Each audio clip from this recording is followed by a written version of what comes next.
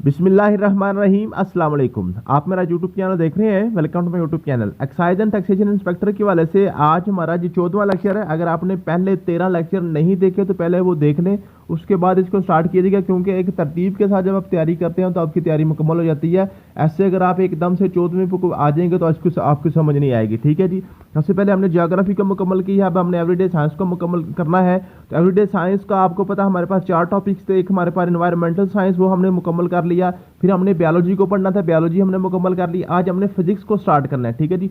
Physics भी इंशाल्लाह ताला हम 3 से 4 डेज में इसको मुकम्मल कर लेंगे। उसके बाद केमिस्ट्री को पढ़ेंगे, तो यूँ हमारी एवरीडे साइंस भी मुकम्मल हो जाएगी। इसके बाद हम इंशाल्लाह मैथमेटिक्स या इंग्लिश को या कंप्यूटर साइंस कोई भी सब्जेक्ट वो भी हम स्टार्ट कर लेंगे। टोटल हमने 10 सब्जेक्ट्स आपने करने हैं। आपको पता जो आपके पीपीएससी के सिलेबस में 10 सब्जेक्ट्स दिए गए हैं, वो सारे के सारे इंशाल्लाह ताला हम कवर करने की कोशिश करेंगे। तो आज हमने फिजिक्स को स्टार्ट करना है। तो सबसे पहले आपने फिजिक्स की डेफिनेशन को देखना है कि फिजिक्स है क्या। Physics is a branch of science that studies, क्या स्टडी करती है जी? Number 1 matter, number 2 energy, number 3 fundamental forces and number 4 आपके पास principle governing the natural world. क्या मतलब है? जो ये कायनात है, ये दुनिया है, जिन कवानीन के ऊपर, जिन उसूलों के ऊपर ये कायनात चल रही है, वो तमाम कवानीन की स्टडी जो होती है, जो उनका मुताला होता है, वो हमारे पास वो उसको हम फिजिक्स कहते हैं। तो हमने 4 बेसिकल चीज़ें हमने पढ़नी है फिजिक्स में। यही 4 चीज़ें हम इंशाल्लाह पढ़ेंगे तो हमारा फिजिक्स का जो सिलेबस है सारा का सारा कवर हो जाएगा। एक हमने पढ़ना है मैटर, दूसरा हमने पढ़ना है एनर्जी, तीसरा फंडामेंटल फोर्सेस और चौथा हमने प्रिंसिपल जो है ना, जो फिजिक्स के लॉज हैं, फिजिक्स के जो कवानीन है, वो हमने पढ़ने हैं। तो यही आपके 4 टॉपिक्स होंगे, यही से आपके फिजिक्स के सारे सारे क्वेश्चन पीपीएससी में बनते हैं। ठीक है जी। तो इसके पहले क्या हम जो 4 टॉपिक्स हमारे हैं, मैटर, एनर्जी, फंडामेंटल फोर्सेस की तरफ मूव करें, तो उसके अंदर जो है ना, ये छोटा सा टॉपिक होता है आपके पास क्वांटिटीज एंड यूनिट्स के वाले से। क्वांटिटीज एंड यूनिट्स के वाले से क्वेश्चन पेपर में आमतौर पे बन जाता है।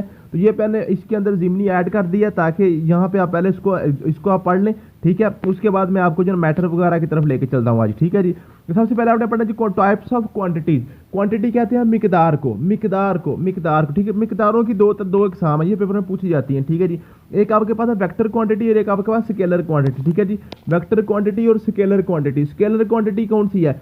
स्केलर क्वांटिटी ऐसी क्वांटिटी होती है, ऐसी मिकदार होती है जिसका जिस मैग्नीट्यूड होती है, मीन के उसकी सिर्फ न्यूमेरिकल वैल्यू होती है। फॉर एग्जांपल आप चीनी लेने जा रहे हैं, आप दुकानदार को क्या कहेंगे जी? मुझे 2 किलो चीनी दे दें। ठीक है। या पेट्रोल डलवाने जा रहे हैं, आप कहेंगे 2 लीटर पेट्रोल डाल दें। ठीक है। या कोई भी आप फॉर एग्जाम्पल गोल्ड खरीदने जा रहे हैं, आप कहेंगे 2 तोला गोल्ड दे दें। ठीक है। ऐसी चीज़ें जिनको डिस्क्राइब करने के लिए सिर्फ उनकी न्यूमेरिकल वैल्यू चाहिए होती है, सिर्फ न्यूमेरिकल वैल्यू उनकी जनाब, उनकी सिर्फ आपने तादाद बतानी होती है कि 2 किलो, 4 किलो, 10 किलो, 50 किलो, सिर्फ उसकी आपने तादाद बतानी होती है। वो आपके पास होता है जी स्केलर क्वांटिटी होती है।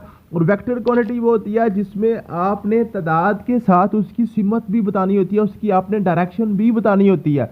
फॉर एग्जाम्पल आपके पास क्या जी? आपके पास है वेलोसिटी या डिस्प्लेसमेंट या एक्सेलरेशन है। फॉर एग्जाम्पल आप कहते हैं जी, आप जो है ना, एक बंदा कहता है जी मुझे बताएं, यहाँ से मैंने फॉर एग्जाम्पल यहाँ पे एक बंदा खड़ा है। ठीक है। अब वो आपसे कहता है कि जी जनाब मैंने मार्केट जाना है। ठीक है। मुझे सेटल टाउन मार्केट या मॉडल टाउन या मैं किसी भी बाजार का आपके सामने नेम लेता है वो। ठीक है जी। वो कहता है जी मैंने वहाँ पे जाना है। ठीक है।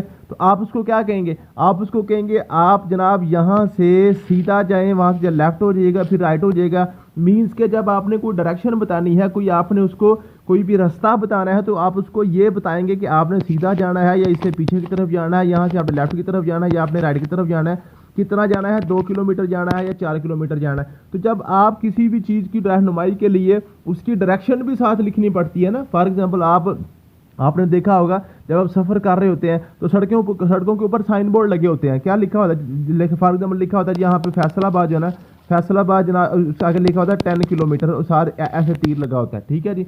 और उसके बाद एक आगे लिखा होता है जी ऐसे तीर इधर को बना होता है, एक इधर को बना होता है, एक इधर को बना होता है। यहाँ पे लिखा होता है जनाब ये जो मुल्तान यहाँ पे 500 किलोमीटर है, यहाँ पे जो ना ये आपके पास चन्योट यहाँ पे जो 100 किलोमीटर है, यहाँ पे बहावलपुर आपके पास 50 किलोमीटर। मीन्स के इस तरफ को जाएंगे 500 किलोमीटर तो मुल्तान आ जाएगा, इस तरफ को 100 किलोमीटर जाएंगे तो आपके पास जो ना फैसलाबाद आ जाएगा, इधर को जाएंगे तो आप ये आ जाएगा। ठीक है। तो मीन्स के जब आपने किसी भी चीज़ की उसकी आप मालूमात के लिए, इसकी इंफॉर्मेशन के लिए, एक तो आपने उसकी क्वांटिटी बतानी है। मीन के 50 किलोमीटर आपने जाना है, किधर को जाना है, आपने राइट की तरफ जाना है या लेफ्ट की तरफ जाना है। तो जब आपने किसी चीज़ की आपने वैल्यू बताने के लिए उसकी आपने डायरेक्शन भी साथ बतानी है, तो उसको हम कहते हैं वेक्टर क्वांटिटी। वेक्टर क्वांटिटी तो इसके वाला से क्वेश्चन जो बनता है पेपर में वो इसकी एग्जांपल से बनता है। बताएं जी मास, टेम्परेचर, स्पीड, टाइम वगैरह ये कौन सी क्वांटिटीज़ हैं, या आपके पास स्केलर क्वांटिटीज़ हैं। यहाँ से क्वेश्चन ज़्यादा बनता है वेलोसिटी, फोर्स, डिस्प्लेसमेंट, एक्सेलरेशन। ठीक है, इसमें पूछेगा बताएं वेलोसिटी कौन सी क्वांटिटी है, स्केलर क्वांटिटी है कि आपके पास ये वेक्टर क्वांटिटी है, फोर्स बताएं, डिस्प्लेसमेंट बताएं, एक्सेलरेशन बताएं। ठीक है, तो वो ये सारी की सारी आपके पास वेक्टर क्वांटिटीज हैं। ये वेक्टर क्वांटिटी, स्केलर क्वांटिटीज को क्वेश्चन आपका बन सकता है। उसके बाद आपका जो बेसिक यूनिट्स है ना, सिस्टम इंटरनेशनल यूनिट्स। ठीक है जी, सिस्टम इंटरनेशनल मीन के जो पूरी दुनिया में जो चल रहे हैं वो आपके पास है। लेंथ का यूनिट है मीटर, लेंथ का यूनिट है मीटर, लेंथ का यूनिट क्या है जी, मीटर है। ठीक है जी, किसी भी चीज़ की लेंथ मालूम करने के लिए आप वैसे तो हम अपनी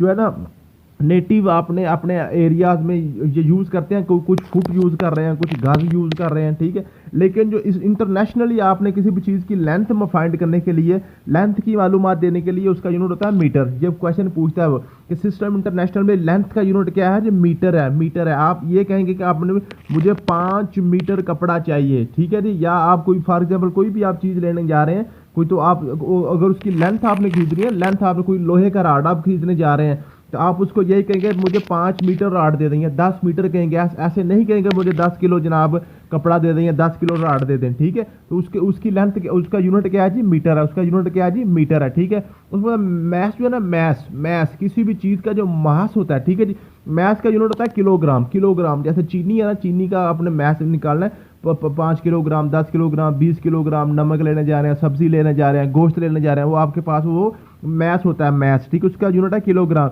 टाइम का यूनिट सेकंड होता है। टाइम का यूनिट क्या होता है जी, सेकंड होता है, सेकंड। इलेक्ट्रिक करंट का एम्पेयर होता है, एम्पेयर। ये क्वेश्चन पूछा जाता है बार बार, ये इलेक्ट्रिक करंट वाला, इसको आप अच्छे तरीके से याद कर लीजिएगा। ठीक है, टेम्परेचर का यूनिट भी पूछा जाता है पेपर में, इसका यूनिट होता है केल्विन। ये भी आपने याद करना है। आमतौर पर बच्चे इसको सेंटीग्रेड लगा देते हैं, सेंटीग्रेड नहीं होता, ये केल्विन होता है। ठीक है, ये आपने इसको याद कर लेना है। अमाउंट ऑफ सब्सटेंस, किसी भी सब्सटेंस की अमाउंट का यूनिट होता है मोल। और जो आपके पास इंटेंसिटी ऑफ लाइट है ना जी, जो रोशनी की शिद्दत है, उसका यूनिट होता है आपके पास कंडेला, कंडेला, कंडेला। ये 7 आपके पास सिस्टम इंटरनेशनल यूनिट्स है। वो पूछता है कि बताएं जी जो बेसिक यूनिट्स हैं सिस्टम इंटरनेशनल में, बेसिक यूनिट्स कितने हैं, वो 7 है, 7। ठीक है जी, ये आपने 7 के 7 याद कर लिया। अब इनसे कुछ डिराइव्ड यूनिट्स हैं, मीन के इनमें से 2-4 यूनिट्स को आपस में मिला के ना, दो या दो से ज़्यादा यूनिट्स को आपस में इकट्ठा करके तो एक नया यूनिट बन जाता है। वो आपके पास होता है जी, उसको हम कहते हैं जी कि आपस में एरिया ना।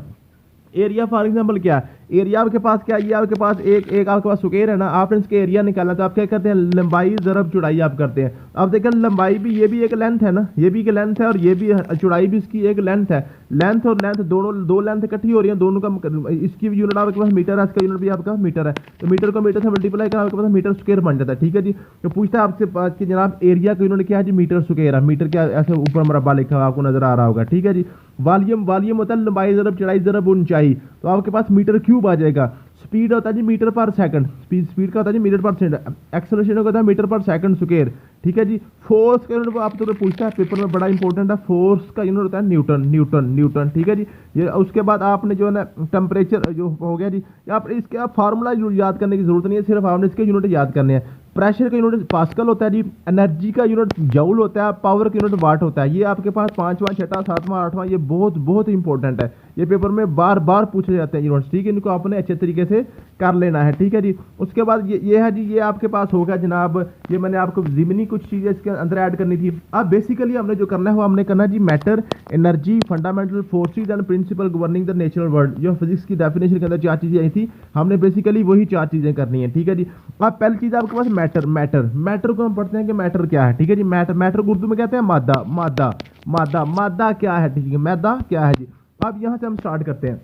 मादा क्या है जी, matter is anything that has mass and occupy space. हर वो चीज़ जिसका कोई मास है, कोई मैस है जनाब, कोई हम उसको टच कर सकते हैं और वो जगह घेरती है, वो जगह घेरती है। किसी जगह पे रखा हुआ ना उसको, तो वो जगह घेरती है, मीन के उसके नीचे कुछ जगह छुपती है, ठीक है, जो वो कुछ वहाँ पे पड़ा रहने के लिए या बैठने के लिए, उसको रखने के लिए हमें कुछ जगह चाहिए होती है, कुछ खाली जगह होगी तो वहीं पे वो चीज़ टिकेगी, उसको हम कहते हैं मैटर, ठीक है जी। अब मैटर की हमने क्या करना जी, मैटर इनको इसमें एटम्स और मॉलिक्यूल्स होते हैं, एटम्स और मॉलिक्यूल्स होते हैं, ठीक है। और उसके बाद मैटर की जो हालतें हैं ना, 3 इसकी टाइप्स होती हैं, आमतौर पर 4 होते हैं जी, solid, liquid, gas and plasma. ये अगर आपसे वो इसकी तादाद पूछ रहे तो आपने 4 बतानी है, solid, liquid, gas and plasma.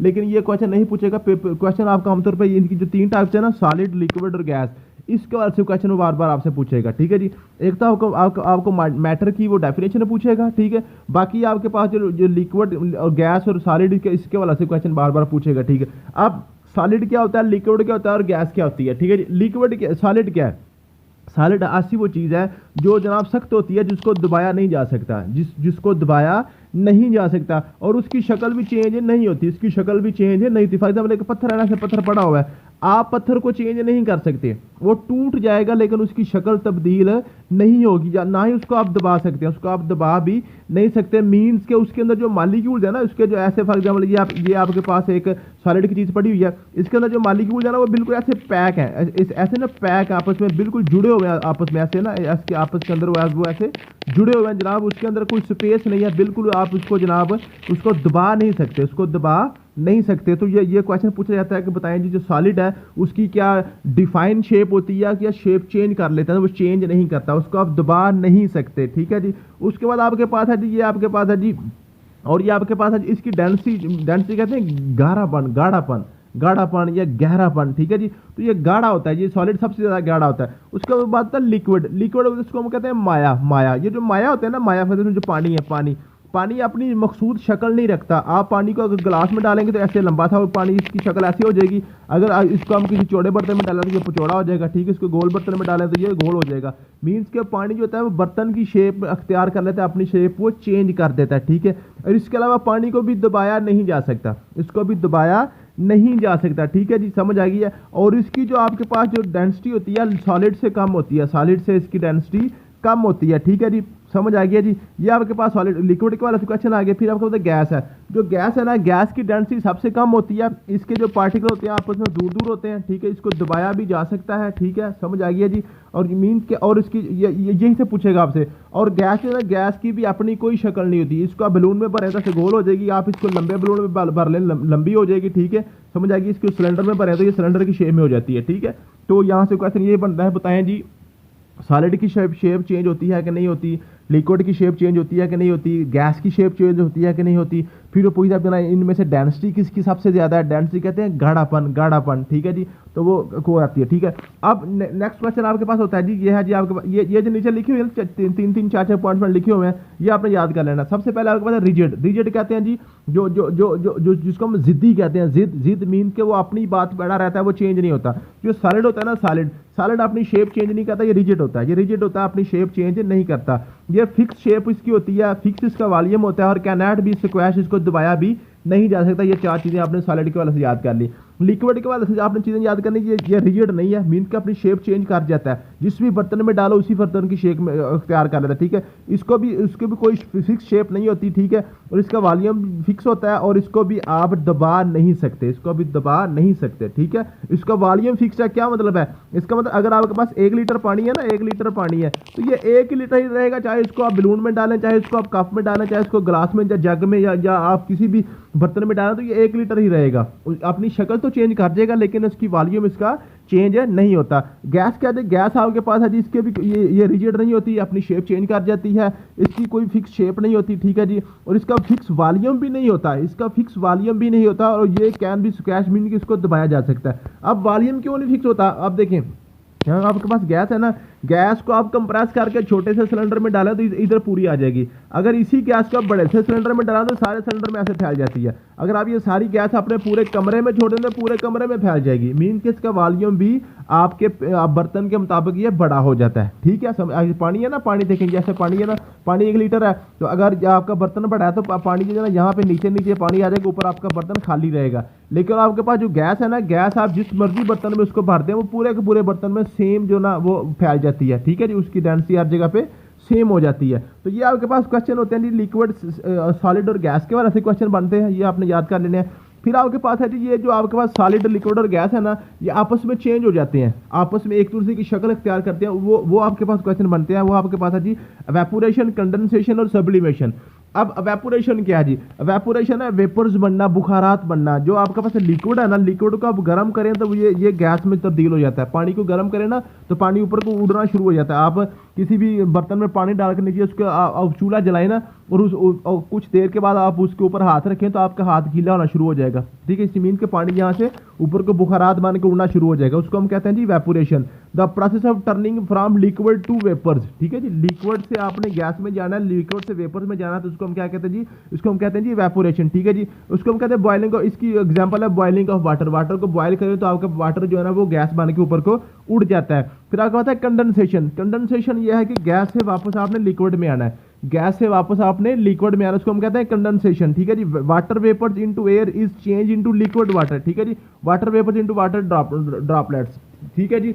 जब आपने किसी भी आप गैस वगैरह को ठंडा करें ना, किसी गैस को ठंडा करें तो वो ठंडा होकर क्या कि लिक्विड में चेंज हो जाती है, ठीक है जी। उसको हम क्या कहते हैं? कंडेंसेशन। एक आपको पता है सब्लिमेशन। सब्लिमेशन क्या होता है? सब्लिमेशन ये है कि आमतौर पे आप किसी भी सॉलिड को आप गर्म करें ना, जैसे लोहे को गर्म कर लें या किसी भी आप सॉलिड को, आप बर्फ को गर्म करना शुरू करें तो वो क्या करेगा? आहिस्ता आहिस्ता पिघलना शुरू हो जाएगा, मेल्ट होना शुरू हो जाएगा। मेल्ट होकर वो क्या करेगा? लिक्विड में बन जाएगा, पानी की तरह बन जाएगा। फिर उसको मजीद गर्म करेंगे तो वो क्या करेगा? गैस में कन्वर्ट होना शुरू हो जाएगा। ये तो आपके पास आपके पास एक प्रोसेस है, एक कंटिन्यूस प्रोसेस है। लेकिन एक प्रोसेस ऐसा होता है जो आपका जो सॉलिड है ना, सॉलिड डायरेक्ट आपका गैस में चला जाता है, वो लिक्विड में तब्दील होता ही नहीं है। वो इसको आप नीचे से आग जलाएं तो वो डायरेक्ट ही जनाब वो गैस में चला जाएगा, वेपर्स में चला जाएगा, ठीक है जी। वो क्या है जी आपके पास है the transition of a substance directly from the solid phase two gas. Solid से डायरेक्ट ही आप गैस में चले जाएंगे। ये क्या है? आप जो इसकी एग्जांपल है बर्निंग ऑफ कोल। आप कोयला ना, कोयले को आप जलाते हैं ना तो क्या करता है? वो सीधा धुआं बनना शुरू हो जाता है। कोयला पहले वो मेल्ट नहीं होता, मेल्ट होकर पानी की तरह पहले लिक्विड नहीं बनता, क्या कहता है? सीधा ही डायरेक्ट ही धुआं बनना शुरू हो जाता है, ठीक है जी। ये आपके पास इवेपोरेशन, कंडेंसेशन, सब्लिमेशन के वाले क्वेश्चन आपके पावर पेपर में पूछे जाते हैं। उसके बाद आपके पास है एनर्जी। टोटल हमने 4 चीज़ें करनी है कि आपने मैटर हमने मुकम्मल कर लिया, अब एनर्जी है, फिर आपने फोर्सेस करनी है, फिर आपने जो ना बेसिक प्रिंसिपल्स करने हैं, ठीक है जी। एनर्जी क्या है जी? Energy is ability to do work और प्रोड्यूस चेंज। क्या मतलब है? एनर्जी क्या है? एनर्जी का मतलब है आपका जो काम करने की सकत है ना, आपके अंदर काम करने की जो ताकत है उसको हम एनर्जी कहते हैं। या जी किसी भी चीज़ को चेंज करने के लिए, फॉर एग्जांपल आप किसी चीज़ को धक्का लगाते हैं और वो क्या करते हैं कि वो यहाँ से अपनी जगह से हिल जाती है, या किसी चीज़ को आप ऐसे ऐसे दबाते हैं तो उसकी शेप चेंज हो जाती है, ठीक है। किसी भी चीज़ में चेंज लाने के लिए या कोई काम करने की जो सकत होती है, जो आपकी ताकत होती है, जो आपकी हिम्मत होती है, इसको हम एनर्जी कहते हैं, ठीक है। ये आपके एनर्जी की डेफिनेशन हो गई जी। अब आपने याद करना है जी एनर्जी की आपने पास इसकी कुछ टाइप्स हैं, ठीक है जी। इससे पहले यहाँ पे मैंने law of conservation of energy यहाँ पे ऐड हो गया, ठीक है। इसको हम पढ़ लें, ये मैंने वैसे एंड पे ऐड किया था। Law of conservation of energy क्या है जी?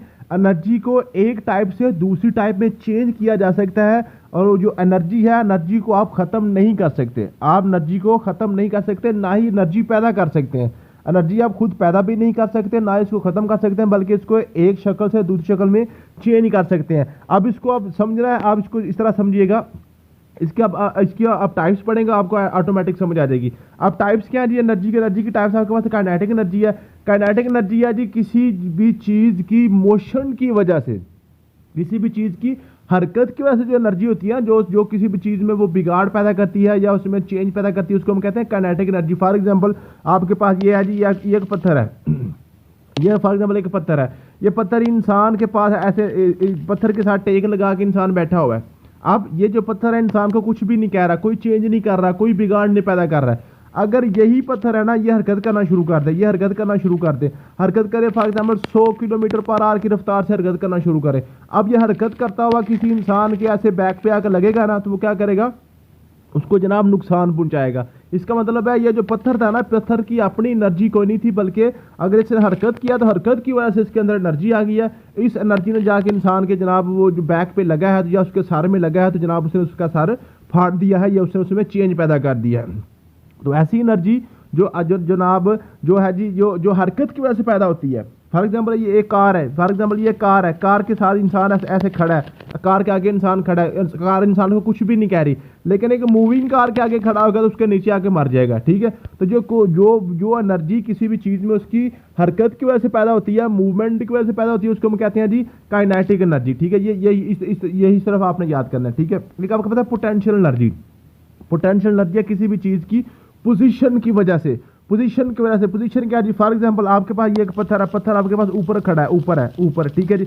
आप इस पत्थर को ऊपर से नीचे आप गिरा देते हैं, ऊपर से नीचे गिरा देते हैं, तो वो क्या जी जमीन के आगे जब नीचे हिट करेगा ना, तो क्या करेगा जी, वो भी बिगाड़ पैदा करेगा, ठीक है। वो इसकी पोजीशन की वजह से एनर्जी थी। या एक इसकी एग्जांपल एक और भी है कि आपके पास एक स्प्रिंग है, ऐसे आपके पास स्प्रिंग है, ठीक है जी। अगर आप स्प्रिंग की पोजीशन को चेंज करें, फॉर एग्जांपल इसको हम ऐसे स्ट्रेच कर देते हैं, इसको खींच लेते हैं, खींचने के बाद आप फिर छोड़ेंगे तो ये जो स्प्रिंग होगा ये आपस में इधर को मूव करेगा, ठीक है। तो इसको स्प्रिंग की जो आपको स्प्रिंग को खींच के बनाते हैं, उसको हम कहते हैं इलास्टिक पोटेंशियल एनर्जी।